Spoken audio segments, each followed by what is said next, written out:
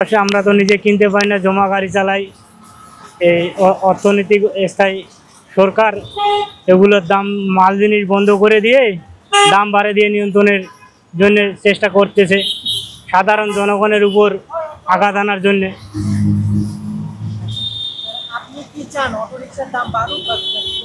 না, নিয়ন্ত্রণে থাকলে সাধারণ জনগণ করে খেতে পারবে।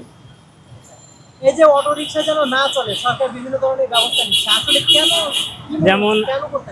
যেমন ঢাকা সিটিতে 18-20 লক্ষ অটো চলে, সাধারণ মানুষ এগুলো বন্ধ করে দিলে ওরা কি করে খাবে? তাদের কর্মজীবিকা বন্ধ হয়ে যাবে না? এরা তখন কোথায় দাঁড়াবে? এদের দাঁড়ানোর জায়গা থাকবে না, তখন মানুষ চিন্তায় খুন খাওয়া জানি অনেক কিছু বাড়ে যেতে পারে। অটো চালানোর উপর কেন নিষেধাজ্ঞা দিতে চায়?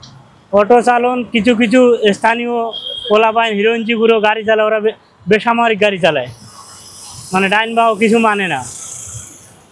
এই জন্যে অটো চালানা, যেমন তত্ত্বাবধায়ক সরকার ড্রাইভিং লাইসেন্স করা চাইছে, এটা যদি প্রশিক্ষণ দিয়ে করে তাহলে অনেক উন্নত হবে। 2025-26 অর্থ বছরে আপনাদের এই যে অটো রিকশা বা অটো রিকশা জিনিসপত্রের দাম বাড়ানোর একটা প্রস্তাব করছে, তো এর ফলে আপনাদের আসলে কি ধরনের সমস্যা হতে পারে?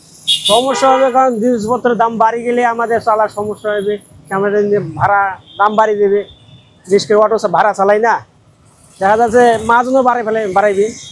কথা হচ্ছে আপনারা তো চেষ্টা করেন নিজে একটা অটো কেনার জন্য, যেন একটু ভালো ইনকাম করতে পারে, তো দাম বাড়ানো আসলে তো এটা আপনাদের সমস্যা হবে।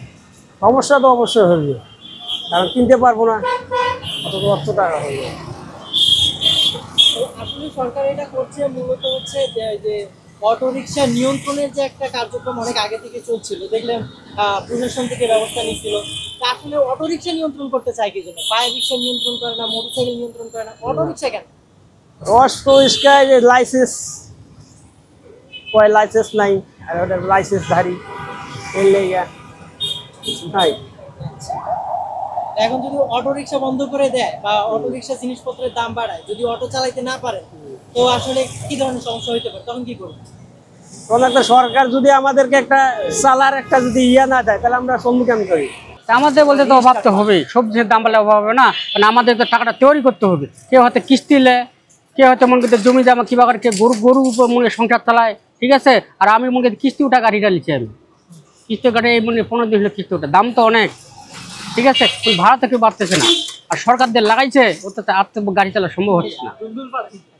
এই যে দাম বাড়লে অটো রিকশার জিনিসপত্রের ব্যাটারির দাম বাড়ে, ব্যাটারি পানির দাম বাড়ে, সবকিছু মিলিয়ে মানে প্রভাব কিরকম? অভাব তো হবেই। প্রভাব মানে এটার জন্য আপনারা কি কি ক্ষতির মুখে পড়তে পারেন? ক্ষতি বলতে মনে সব দিক দিয়ে ক্ষতি হবে আমাদের। কেউ ব্যাটারি টাকার ভয় ব্যাটারি নিতে পারবো না, যেটা বাজেট ছিল আমাদের, বা ব্যাটারিটা মনে করতে 50-30 হাজার 40 হাজার টাকাটা আমরা ব্যাকআপ করবো কীভাবে?